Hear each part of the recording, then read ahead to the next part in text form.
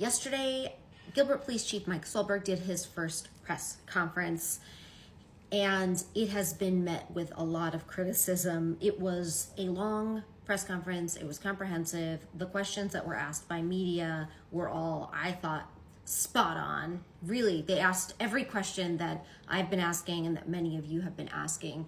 We didn't really get all of the answers to those questions, and the reaction of the public thus far to that press conference has not been favorable. He began with an opening statement that he lives here and he's a parent here in Gilbert and he cares about Gilbert and Gilbert's safety, and he has been focused on investigations, not public relations. That's why he has not communicated or done a press conference before now, but since the public wants it, he'll do it. He said that between December 2022 and now there have been 22 arrests related to teen violence, 13 that happened before Preston's death and 9 since then.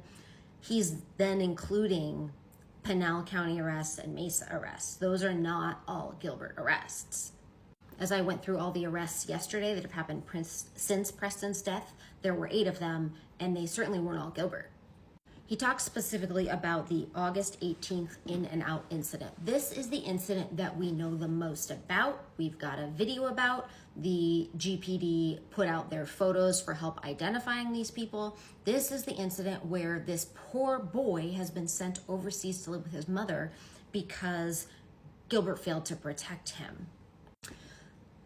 I'm going to talk to this boy's dad later today on a podcast, and we'll go through all of the details. But essentially what happened was this boy was being bullied by a classmate, and this classmate had threatened him, and then this classmate took a video of the attack and then participated in the attack. The classmate who participated in the attack and probably orchestrated it was named by the victim, was interviewed by police, and he gave police a video of the fight. He identified another person as the culprit, Ari Sardondo, who's been arrested. And because they didn't get him admitting to it or another witness besides the victim, they didn't think that was probable cause to arrest him.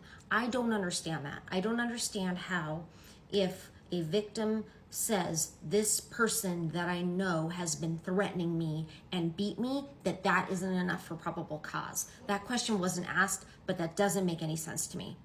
Now, best guess what we think happened is that Arredondo ratted him out, and now they have enough probable cause to arrest him. Well, come on. Why did it take another perpetrator to name the guy? Why didn't you take the word of the victim?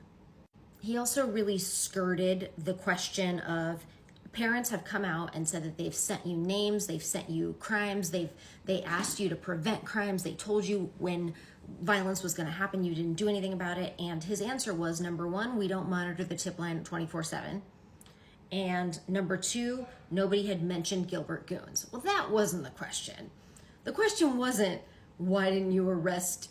It doesn't have anything to do with the term Gilbert goons. They told you names, they gave you evidence of those who were involved, and they asked you to arrest, and you didn't.